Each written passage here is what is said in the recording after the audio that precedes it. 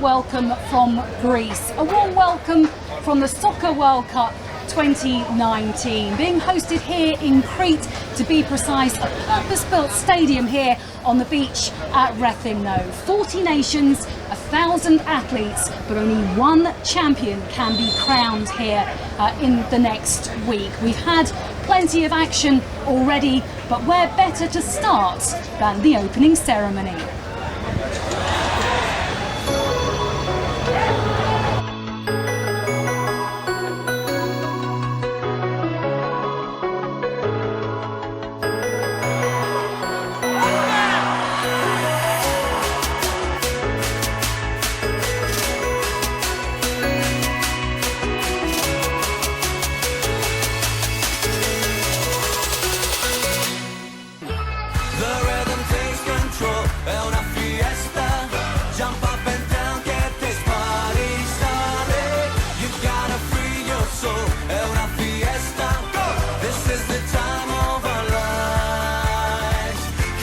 Shout it.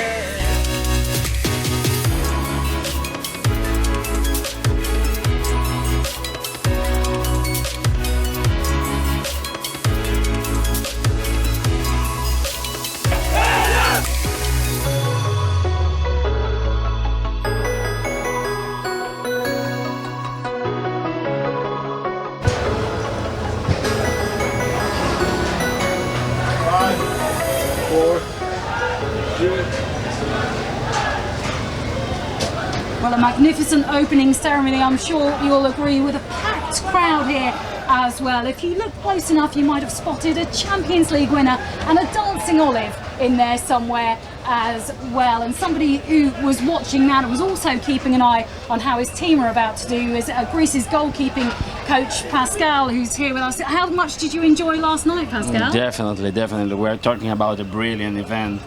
Lots of people there here. The organization is amazing. A very famous Greek band on the field. Jubil Sisse on the decks. Socca is doing an amazing job, and the whole organization with the Laser League behind of it. They're creating an amazing event that everyone can be happy with that. Wonderful crowds, and that's what you need, isn't it? You want the fans to be coming here, supporting, Greece, but also supporting the other countries too. Definitely. I mean, we're a country that we like sports in general, especially when we're talking about cities around capital. They're really hugging all this that we're trying. They're pushing so hard to emphasize on our try on the pitch. And we're really happy about that. We need to say a big thanks to them for their support. Well, Pascal, let's talk to you specifically about your game, because where better to start our look ahead and our highlights than with the hosts, who were playing Mexico.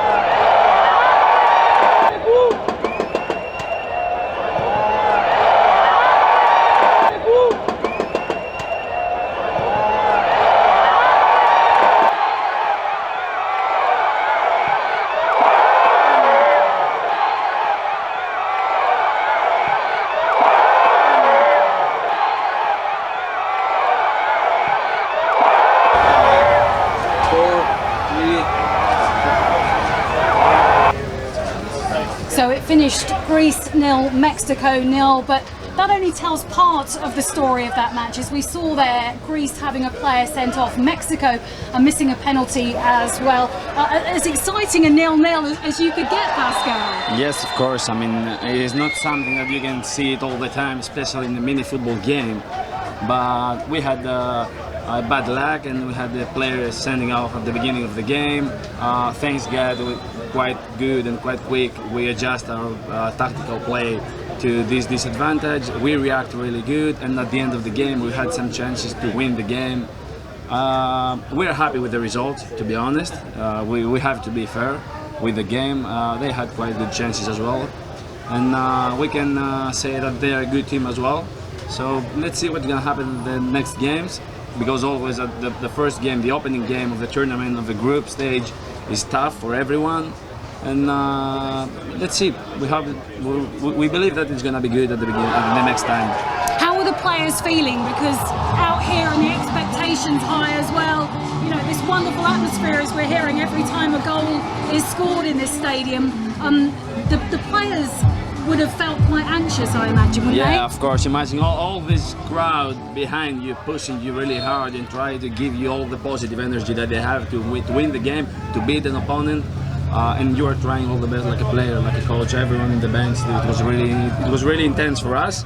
As I said before, when the game finished, we were feeling a bit sad because we had some chances. But you have to think that if you compare the whole game, the chances that we have, you have to be fair with yourself at the end. Keep going. Try to prepare yourself for the next game and be positive for a good result next time you're gonna be in the pitch. Now you're the goalkeeping coach, and it's a very important position, isn't it? The goalkeeper. You have to be very versatile as well, don't you? Exactly. You need to be really focused. Your concentration level has to be really high, because, as I said before, the pitch is small. Many times you're gonna receive a shoot. You have to be there, communicate with your team, organize your defense, create. Cover all the spaces that your teammates they cannot cover. And the most important thing is that in the situation that we have last night, probably you're gonna have a penalty against you. You need to be focused, you need to be there, tough and strong, and save it and keep a clear sheet for your team. You were part of the Greece team last year in Portugal. What was that experience like for you? It was great. It was great. I mean, it was the first experience in Socca World Cup last year, and as I can see, the organization level is going really high year by year. Now, you proposed to your girlfriend then, is that right? Still together? Yes, of course we are. Getting married, or? Yeah, we did it already. It was a nice idea that I catch like 3 or 4 months before. I said, okay, it's gonna be a special moment for our lives, and I need to find something that is not gonna happen every day to share. So instead to go to a restaurant, eating pasta and celebrating with a glass of wine, I said, okay, let's go to the beach, organize everything. I brought to Lisbon some great friends, and the organization helps a lot as well. They gave me a hand for sure, because it was during the game at the warm-up, before the game at the warm-up. Okay. And it was really good. I think that we're gonna remember this moment for the rest of our lives. Definitely. Thank you for speaking to us, Pascal. You're and I'm very sure welcome. we'll hear from you again, and best of luck to Greece during the course of the tournament. So we're hearing there from Pascal talking about proposing to his girlfriend at the last World Cup. Let's hear about how a couple of teams got on against each other where very little love is lost. This is England against Argentina.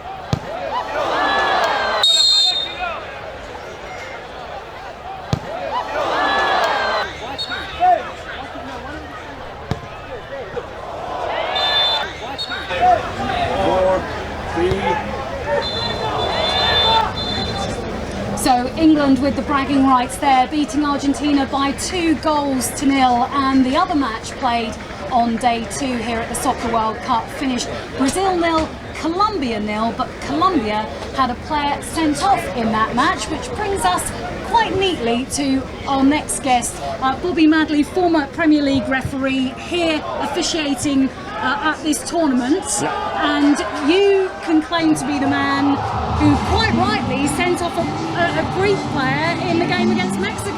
Yeah, I mean, look, no referee ever wants a red card in a game. It's the host nation, we've got a full stadium. As a referee, you know, our job is not to be popular, it's to enforce the laws and the rules, and unfortunately we had to do that last night. It was a handball on the line, a clear handball on the line. So yeah, not a situation as a referee you want to be in, but sometimes you have to make those unpopular decisions because they're correct decisions for the game. This, though, a new experience for you, a vastly experienced referee, but how significant a difference do you think you've had here? Yeah, this is a huge difference. It's the first time I've been involved with the Soccer World Cup. I used to play a little bit of five-a-side with leisure leagues as well in England, so obviously I'm aware of what the concept of the football is, but actually refereeing it is difficult. Just because you'd refereed at that level in the Premier League doesn't mean there are transferable skills, of course, but it doesn't mean that positioning wise you know exactly what you're doing out there.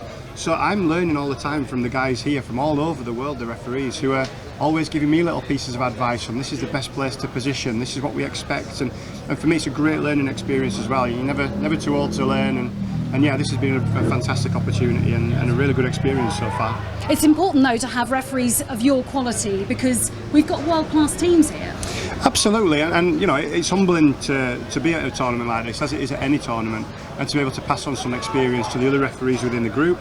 Obviously the players, a lot of these guys are amateur players. The Premier League and English football is a global market, so to be able to bring that to soccer and for players to recognise you as a referee is quite nice. The respect then maybe starts a little higher than it would elsewhere. But yeah, I think it's nice to be able to work with referees of all levels and just bring that little bit of experience to this competition and make it a little, you know, make it better if we can. If we're adding something to it, then fantastic. No controversy so far? Are we waiting for that? No, yeah, well, I think everybody's a referee never waits for controversy. You just hope it doesn't happen. No, I think the standard of refereeing has been really good. I have to say as well, the discipline of the players has been fantastic. The tournament and, you know, through Leisure League Soccer as well, they set out at the start of the tournament that they will 100% back the referees and they're 100% against any kind of dissent, any kind of abuse towards referees, which is really refreshing to hear that you've got that absolute support of the guys who are running this, and that's been taken on board by the teams, not just the players but the managers as well. You know, we're around the town, the teams are all staying in the same hotels, they're all saying, oh, hi referee, and it's really nice atmosphere out here as well. So there is a lot of pressure on the games. The games are taken very seriously, but it's nice to see that away from it, the teams are all talking to each other, they're speaking to the referees, so it's a really nice environment as well. Bobby, thank you very much for speaking to us. I'm sure we'll speak to him again. He's going to be a very busy man between now and the end of the tournament. A reminder, if you want to catch all the live action, it's on our YouTube channel and on Facebook Live. You can keep in touch with the fixtures and the results on soccafederation.com. And we'll be here with another programme full of highlights and some VIP guests as well. But for now, thanks for watching and goodbye.